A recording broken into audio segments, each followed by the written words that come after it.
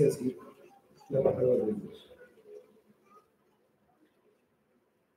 Jehová envió a Natán a David, y viniendo a él le dijo: había dos hombres en una ciudad, el uno rico y el otro pobre. El rico tenía numerosas ovejas y vacas, pero el pobre no tenía más que una sola corderita, que él había comprado y criado, y que había crecido con él y con sus hijos juntamente, comiendo de su bocado, bebiendo de su vaso y durmiendo en su seno, y la tenía como una hija.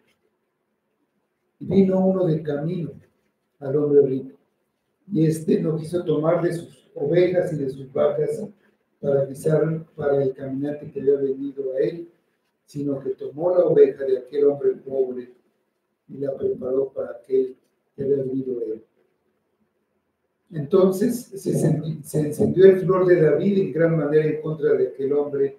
Dijo a Natán: vive Jehová, que el que tal hizo es digno de muerte, y debe pagar la cordera con 4 tantos, porque hizo tal cosa y no tuvo misericordia. Entonces dijo Natán a David: tú eres aquel hombre.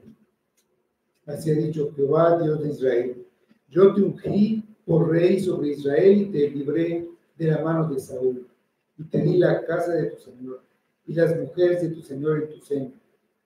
Además, te di la casa de Israel y de Judá. Y si esto fuera poco, te habría añadido mucho más. ¿Por qué, pues, tuviste en poco la palabra de Jehová, haciendo lo malo delante de sus ojos? A Urías Heteo heriste a espada, y tomaste por mujer a su mujer, y a él lo mataste con la espada de los hijos de Amón. Por lo cual ahora no se apartará jamás de tu casa la espada, por cuanto me menospreciaste y tomaste la mujer de Urías Heteo para que fuese tu mujer. Así ha dicho Jehová: he aquí, yo haré levantar el mal sobre ti de tu misma casa, y tomaré tus mujeres delante de tus ojos, y las daré a tu prójimo, el cual yacerá con tus mujeres a la vista del sol, porque tú lo hiciste en secreto, mas yo haré esto delante de todo Israel y a pleno sol. Entonces dijo David a Natán: pequé contra Jehová. Y Natán dijo a David: también Jehová ha remitido tu pecado, no morirás. Mas por cuanto con este asunto hiciste blasfemar a los enemigos de Jehová, el hijo que te ha nacido ciertamente morirá. Y Natán se volvió a su casa. Hasta ahí vamos a leer. Vamos a hablar.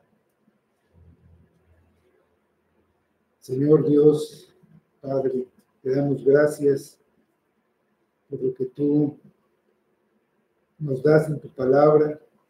Pedimos que nos ayudes, que nos des discernimiento en el corazón, discernimiento que viene de tu Espíritu, para que veamos cómo aplica la palabra a nosotros, no cómo aplica a los demás, sino a nosotros en cada detalle, porque para eso nos has dejado tu palabra. Tiene poder y trae como fruto la salvación, la santificación. Ayúdanos, Padre, que la apliques tú por medio de tu Espíritu, que esa palabra tenga el beneficio para nosotros, el fruto que tú quieres que tenga. Pedimos que sea para tu gloria, lo pido en nombre de Cristo. Amén. El rey David se comportó como un déspota más que como el rey de Israel. Codició y tomó a Betsabé, la esposa de Urías, uno de sus soldados que estaba en la guerra, ella quedó encinta y lo dijo al rey. Para ocultar lo que había hecho, hizo venir a Urías para engañarlo y hacerle creer que el niño era suyo. Pero el soldado no quiso ir a su casa. Entonces el rey lo mandó en una misión suicida por medio de su general, y el soldado murió. Solamente David y su general Joab sabían que era algo más que una baja en combate. Betsabé hizo duelo por su marido como si se tratara de la desaparición de un héroe, no como una víctima de un crimen. En lo que respecta al pueblo le pudo parecer una gran generosidad del rey que tomara a la esposa de ese soldado caído para reconocer al niño como suyo. El rey dio por finalizado el asunto. El capítulo termina diciendo: mas esto que David había hecho fue desagradable ante los ojos de Jehová. Nuestro capítulo empieza con un juicio que hace David. David, como rey, juzga. Dice del versículo 1 al 4. Jehová envió a Natán a David, y viniendo a él le dijo: había dos hombres en una ciudad, el uno rico y el otro pobre.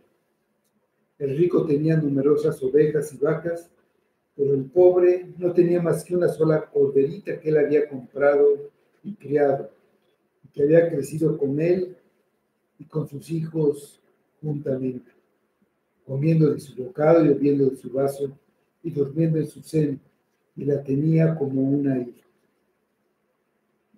Y vino uno de camino al hombre rico, y éste no quiso tomar de sus ovejas y de sus vacas para guisar para el caminante que había venido a él, sino que tomó la oveja de aquel hombre pobre y la preparó para aquel que había venido a él. Había pasado un tiempo, alrededor de un año, a partir de la muerte de Urías. Durante ese tiempo, David había disfrutado de lo que codició. Había eliminado todos los obstáculos, y Betsabé, aquella mujer que codició, ahora era suya completamente. El rey estaba seguro en su palacio y no había habido ninguna reprensión de parte de Dios a lo largo de todos esos meses. Seguía sin dar muestra de arrepentimiento de los terribles crímenes que había cometido. Es increíble lo insensible que se puede volver la conciencia. Pero si David estaba complacido con el éxito de sus viles planes, había uno a quien le había desagradado. Los ojos de Dios lo habían visto su perversa conducta, y la justicia divina no lo dejaría pasar. Dice el Salmo 50:21. Estas cosas hiciste y yo he callado. ¿Pensabas que de cierto sería yo como tú? Pero te reprenderé y las pondré delante de tus ojos. El Señor trae arrepentimiento a sus hijos de diferentes maneras. David no escuchaba la reprensión de su conciencia. Se podía pensar que Dios lo entregaría en manos de sus enemigos, que lo derrotaran, que lo humillaran, que lo invadirían y que lo castigarían, porque vendrían terrores que traerían convicción de pecado. Pero le envió a un profeta en un resplandor de gracia y misericordia. Le envió a Natán, un hombre que ha caído en un pozo y se ha roto las piernas, necesita ayuda desde fuera. No puede salir de ahí por sí mismo. Alguien debe venir y sacarlo si es que alguna vez puede volver al lugar desde donde cayó. David necesitaba eso. No fue David el que envió por el profeta Natán en esos momentos en que lo necesitaba como nunca. Necesitaba de su consejo como nunca antes. Fue Dios el que tomó la iniciativa. David se había descarriado y estaba muy lejos, pero Dios fue tras él para rescatarlo. Dios usa medios y envió a su profeta. Así da el primer paso para reconciliarlo con él y traerlo de vuelta a su redil. Así cuida Dios de sus ovejas. El pecado endurece al pecador al grado que ya no puede ver la maldad y su transgresión le parece sin importancia. O en el otro extremo se siente aplastado por el peso de la culpa y de su conciencia que lo acusa, de manera que pierde toda esperanza de estar libre del castigo y del poder del pecado que lo tiene esclavizado. Para tratar con estas consecuencias del pecado, Dios envió a uno más grande que Natán. Y en Cristo, Él da el primer paso para reconciliarnos con Él. Dice 1 Corintios 5:19, que Dios estaba en Cristo reconciliando consigo al mundo, no tomándoles en cuenta a los hombres sus pecados, y nos encargó a nosotros la palabra de la reconciliación. Natán vino a David con una misión difícil. David no había dado ninguna muestra de arrepentimiento, ni siquiera de pesar, y podía hacer que Natán callara, que fuera quitado de enfrente de él, lo podía matar por lo que dijo. Había asesinado a Urías para que no se descubrieran sus crímenes, y lo podía hacer con Natán si pensaba que su secreto podía quedar expuesto ante su pueblo. Natán podía sentir temor por esa comisión que Dios le daba. No era sencillo reprender al rey, pero él era un profeta fiel. Usó una parábola para que el asunto que quería tratar saliera a la luz al final de que él hablara con David. Este uso de las parábolas es típico en la obra que hizo Cristo. Él usaba parábolas de una manera un tanto velada, hablaba a los pecadores para consultar su incredulidad, para confrontarlos por su pecado, aquellos pecadores que no querían arrepentirse. Un ejemplo de este uso, nada más un ejemplo, en Marcos 12:1. Dice, entonces comenzó Jesús a decirles por parábolas.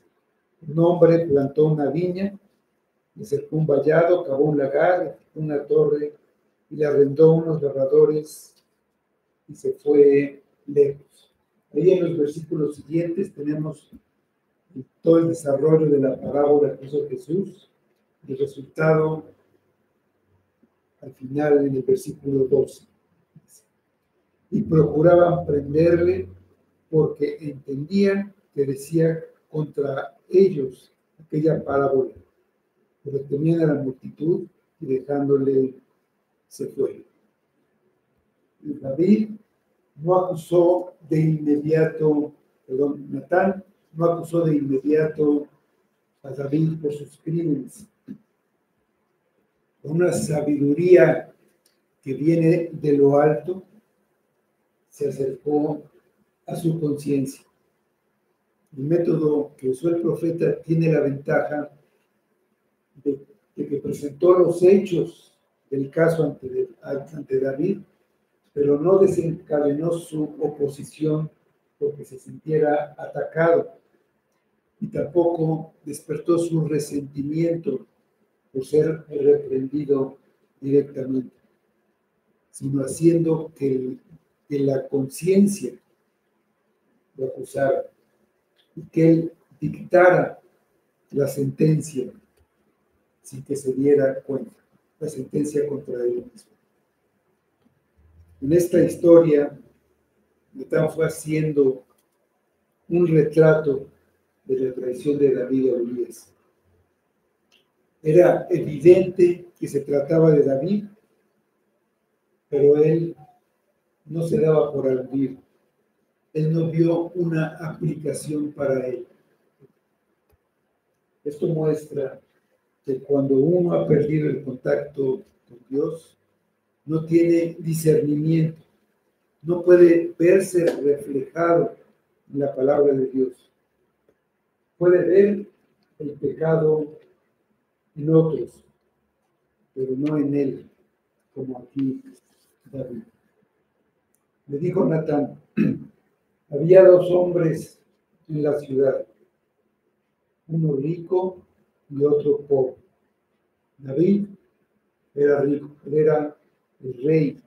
Urías era pobre, era un soldado.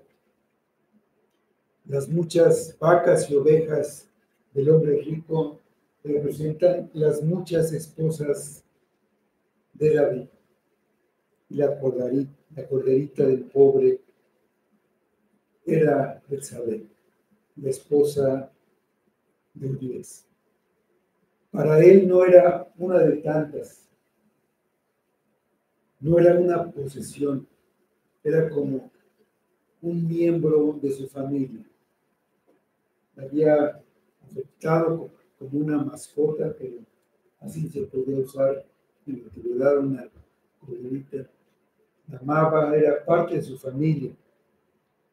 El visitante que vino, al que quería complacer David y agasajar, era la lujuria. El rico no quiso tomar de sus ovejas y vacas para atender a su visitante, sino que tomó, es el que tomó. Esta palabra también significa apoderarse o arrebatar. Pues el pecado que describe Natán es el robo. No porque lo demás no fuera pecado, pero él se enfoca en el robo. Y en un sentido, David robó algo a Urías. Dice el 1 Corintios 7:4. La mujer no tiene potestad sobre su propio cuerpo, sino el marido, y tampoco tiene el marido potestad sobre su propio cuerpo, sino la mujer. El que tenía derecho sobre el cuerpo de Betsabé era Urías, no David. O sea, tomarla robó a Urías. El adulterio y el robo y la fornicación son un robo en el sentido de que tomamos algo que no nos pertenece. Cualquier cosa que nosotros tomamos tiene dueño. Y si no es nuestro y lo tomamos, estamos robando. Dice el versículo 5. Entonces se encendió el furor de David en gran manera contra aquel hombre y dijo a Natán: vive Jehová, que el que tal hizo es digno de muerte y debe pagar la cordera con 4 tantos, porque hizo tal cosa y no tuvo misericordia. David no entendió que Natán estaba hablando de él y se indignó. Tal vez pensó que Natán estaba narrando una historia real de otra persona de su reino que había hecho esto. No puede creer la injusticia del hombre rico. Vivir una vida hipócrita puede causar furia contra el pecado de otros mientras se es ciego a los propios. Mientras amamos a nuestros propios pecados y nos resentimos si somos reprendidos por ellos, somos severos al juzgar el pecado de otros. Y eso lo hacemos todos. Cada uno debe hacerse las preguntas de Romanos 2, 21 a 23. Pregúntate, tú pues te enseñas a otro, ¿no te enseñas a ti mismo? Tú que predicas que no se ha de hurtar, ¿hurtas?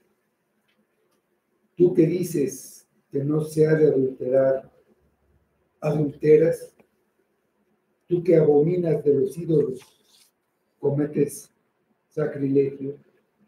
Tú que te jactas de la ley, con infracción de la ley, deshonras a Dios.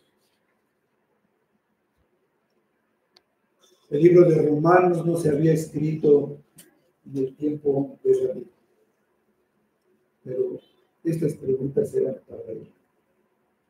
Tú que dices que no se ha de hurtar, que te indignas por lo que todo el hombre rico hurtas. Tú que dices que no se debe alterar adulteras. David juzgó el otro hombre, el hombre rico, era digno de muerte. No solo debía morir, debía pagar 4 tantos, 4 veces lo que había robado. Esa era la pena que imponía la ley. En Éxodo 22, 1 dice: cuando alguno hurtare buey o oveja y lo degollare o vendiere, por aquel buey pagará 5 bueyes, y por aquella oveja 4 ovejas. Al condenar al otro hombre sin saberlo, se condenó a sí mismo. David estaba en la posición que Natán quería. La reacción de David era la que buscaba y ahora lo podía confrontar directamente. Después, David pasa después a acusar. Y el versículo 7. Entonces dijo Natán a David: tú eres aquel hombre. Así ha dicho Jehová, Dios de Israel. Yo te ungí por rey sobre Israel y te libré de la mano de Saúl y te di la casa de tu señor y las mujeres de tu señor en tu seno. Además, te di la casa de Israel y de Judá. Y si esto fuera poco, te habría añadido mucho más. ¿Por qué, pues, tuviste en poco la palabra de Jehová, haciendo lo malo delante de sus ojos? A Urías heteo heriste a la espada y tomaste por mujer a su mujer. A él lo mataste con la espada de los hijos de Amón. David era culpable de pecados que sí merecían la muerte, a diferencia de los pecados del hombre rico. Tanto el adulterio como el asesinato tenían como castigo la muerte y la ley. Tú eres ese hombre. Aunque fuera el rey, no escapaba del juicio de Dios. Las personas en su naturaleza humana tratan de esconder y encubrir su propio pecado, pero la palabra de Dios se encarga de descubrir el pecado, aun de los ricos y de los poderosos. La palabra de Dios se encarga de derribar las barreras que las personas construyen a su alrededor, penetrando hasta lo más profundo del corazón de la persona. Es como la palabra, como un espejo en el que nos vemos reflejados tal cual somos. A pesar de todo, a pesar del largo tiempo que había transcurrido en su pecado, David era un hijo de Dios. El pecado era una excepción en su vida, no la regla de su vida. La norma de su vida no fue el pecado. No vivía en el pecado todo el tiempo. Hay personas que hacen del pecado su norma de vida. Su ley de vida es el pecado. Si lo hacen, es porque no pertenecen a Dios. Un hijo de Dios no puede vivir así. Es posible que un creyente caiga en el pecado, pero podemos estar seguros que no permanecerá para siempre en el pecado, que no se quedará en el pecado. Y eso es lo que caracteriza y lo que distingue a quienes pertenecen a Dios de los que no son sus hijos. Una oveja puede caer en el lodo, pero no se quedará ahí.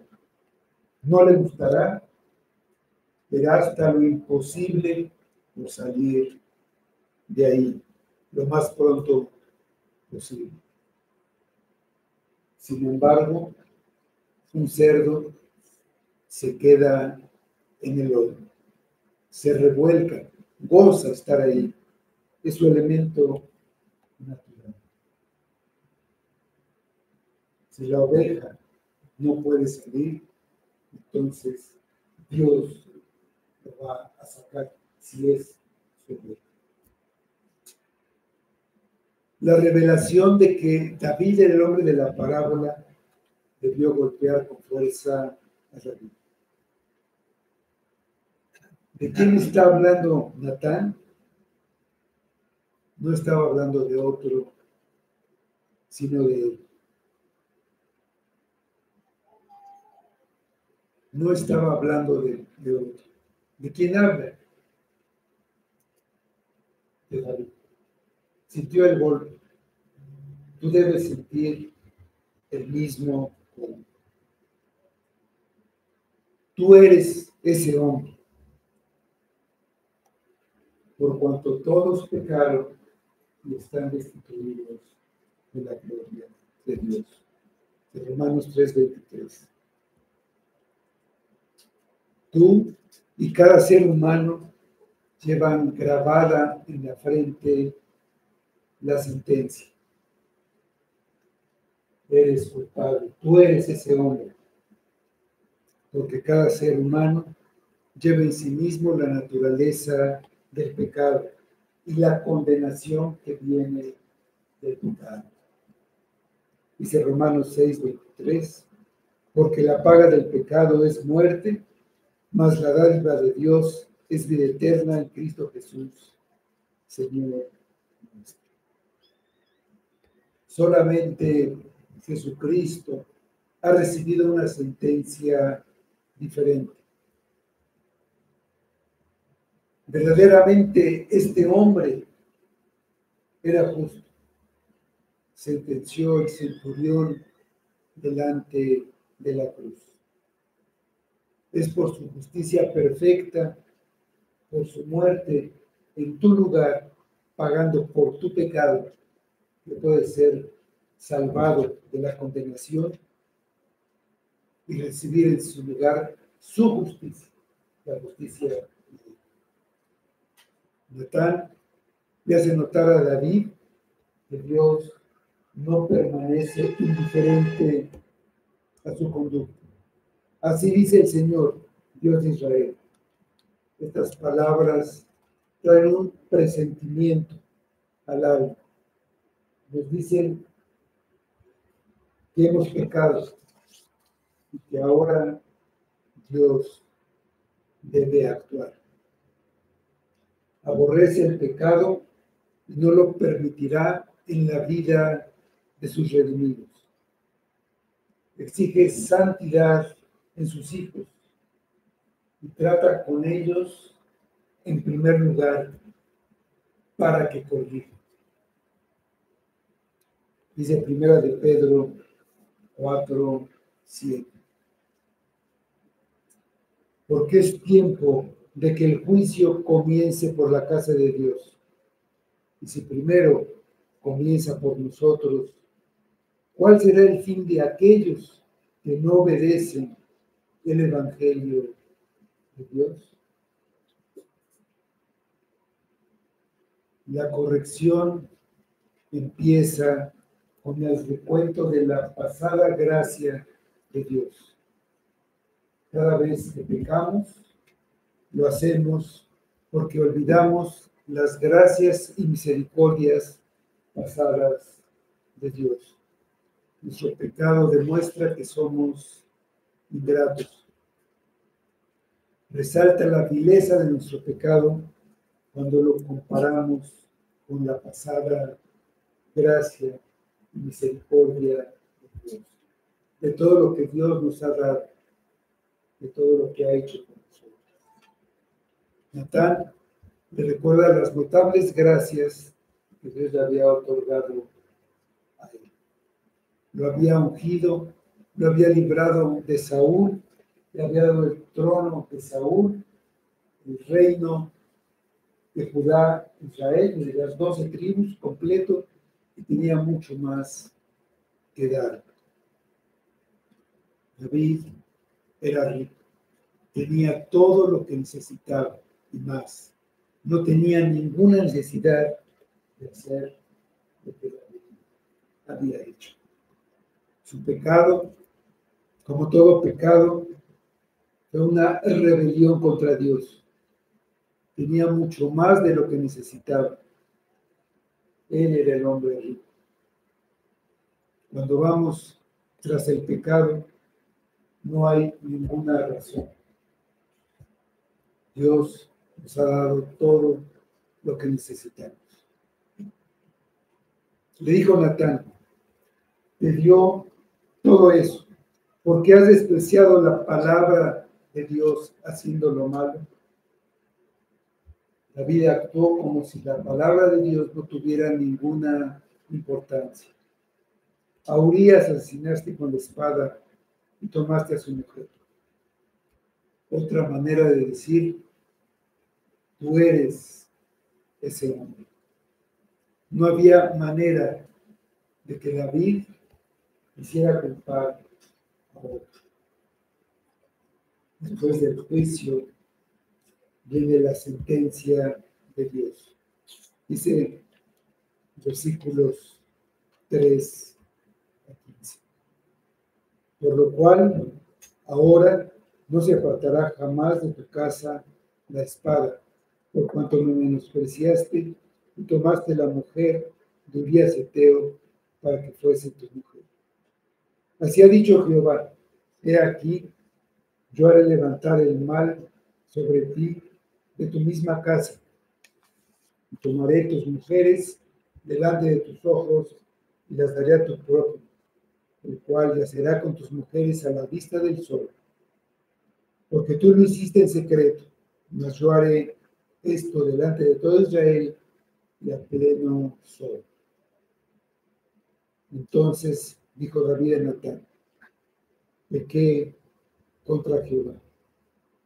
Y Natán dijo a David, también Jehová ha remitido tu pecado, no morirás, mas por cuanto con este asunto hiciste blasfemar a los enemigos de Jehová, el hijo que ha nacido ciertamente morirá. Y Natán se volvió a su casa. Habría dos consecuencias terrenales para David y sus pecados. Conflictos y adversidad en la casa de David. Su pecado causaría gran agitación continuamente en su casa.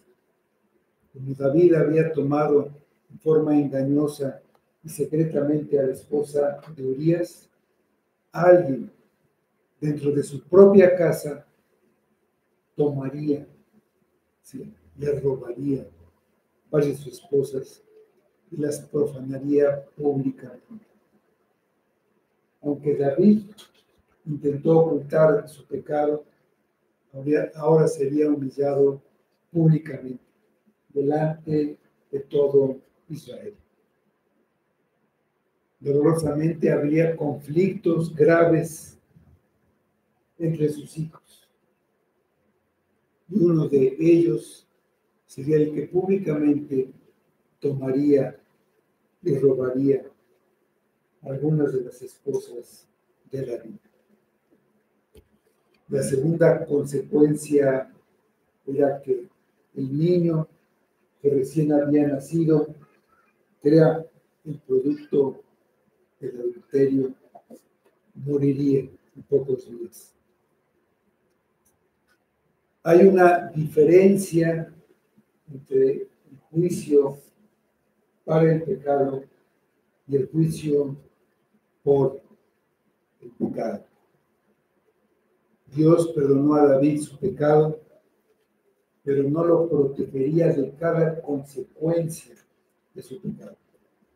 David tendría que enfrentar las consecuencias de su pecado, empezando con la muerte del hijo recién nacido de Betsabé.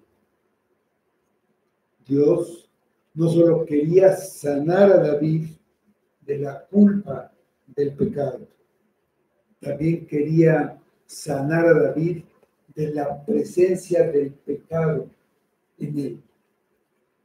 Nunca leemos que David haya cometido adulterio otra vez, porque Dios usó estos correctivos para alejar estas impurezas de David. Desde mucho antes, David tenía esta debilidad, estas tendencias a ese pecado. Y ahora salió a la superficie ese pecado que siempre había estado ahí. Pero Dios lo iba a extirpar con estos correctivos. Su pecado había hecho blasfemar a los enemigos de Jehová. El pecado de David fue una ofensa muy grande contra muchos, contra todo su pueblo, contra Israel, porque era el rey, y especialmente contra Urías. Pero el agravio más grave fue contra su Dios santo. Despreció sus mandamientos, despreció al Señor e hizo blasfemar a sus enemigos. El pecado de David era una grave afrenta a la santidad de Dios, porque Dios, si algo valora, si de algo es celoso, es de su santidad. Los que no lo conocen, lo ven en la manera en la que se comportan los que lo representan, los que llevan su nombre, los que dicen que son sus hijos. El pecado de David hizo que los enemigos de Dios se burlaran de su santidad. Dijeron, mira qué santidad. Dios es santo y debe ser considerado santo por todos, como santo, y especialmente por aquellos que lo representan. Ellos son los primeros que lo deben de considerar santo a Él para poder transmitir esa imagen de Dios a los otros. David era un hijo de Dios puesto en autoridad e influencia. Así que se esperaba mucho de él. Debía representar el carácter justo y santo de Dios. Al no hacerlo, hizo blasfemar a los enemigos de Dios, porque sus acciones representaron un carácter falso. David hizo lo que sus enemigos hacían en sus reinos, lo que es usual entre los reyes y gobernantes del mundo, y lo que sigue siendo usual ahora, pero eso debería ser inusual o inexistente en el pueblo de Dios. Lo más importante es la glorificación del nombre de Dios. Nuestro Dios es glorificado no por añadir nada a lo que Él es, sino simplemente por mostrar quién es Él realmente. Hacer lo contrario es despreciable. Las consecuencias puestas sobre David confirman la desaprobación de Dios por sus acciones y sirven para declarar su santidad mientras disciplina a su propio hijo cuando se desvía. Y así, tanto la gracia y el justo juicio divino sirven para glorificar a Dios en la preservación y la declaración de su santidad. Lo que hacemos, todo lo que hacemos, cómo hablamos, cómo actuamos, cómo vivimos, las cosas que valoramos en esta vida, todo influye en cómo otros ven al Dios al que decimos que creemos. Se requiere un trabajo constante y consciente para caminar diariamente y fielmente con nuestro Dios. Llevamos su nombre, nos decimos sus hijos. ¿Perteneces a Cristo? Considera que todo lo que haces afecta a cómo otros lo ven. ¿Cuántos, por sus testimonios estropeados, han hecho daño al reino de Dios y a la gloria de Cristo? David despreció a Dios de sus mandamientos con sus acciones, aunque se había engañado a sí mismo al pensar de otra manera. Por nuestras acciones podemos glorificar a Dios y por nuestras acciones lo podemos despreciar. David nunca perdió la salvación porque era un hijo de Dios, pero sufrió terribles consecuencias temporales por sus pecados. Sus acciones no solamente lo afectaron a él, afectaron a Israel, a todo el reino, a su familia, a sus hijos, incluyendo al que acababa de nacer. Tal vez no incurramos en la ira de Dios por nuestras acciones, pero para preservar su gloria, Dios puede traer graves consecuencias temporales. Entregarse a los deseos pecaminosos puede dañar a nuestros seres queridos,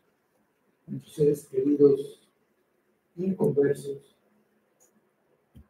y a todos los que de alguna manera están en contacto con nosotros, en nuestro trabajo, en la escuela, en donde estemos. Despreciar la santidad de Dios puede traer terribles consecuencias. El pecado nunca es cosa ligera. Para aquellos que no han creído, a los que no han creído, ustedes fueron creados por Dios y a la imagen de Dios. Sin embargo, han quedado cortos de su gloria. Y la muerte es una evidencia de esto. Están destituidos de la gloria de Dios por sus pecados. Pero pueden ser salvados de la muerte eterna. Pueden vivir eternamente la presencia gloriosa de Dios si obtienen perdón por sus pecados y la redención por el Señor Jesucristo, creyendo en Él. Arrepiéntanse y vayan a Él ahora, antes de que sea demasiado tarde. No mueran en sus pecados.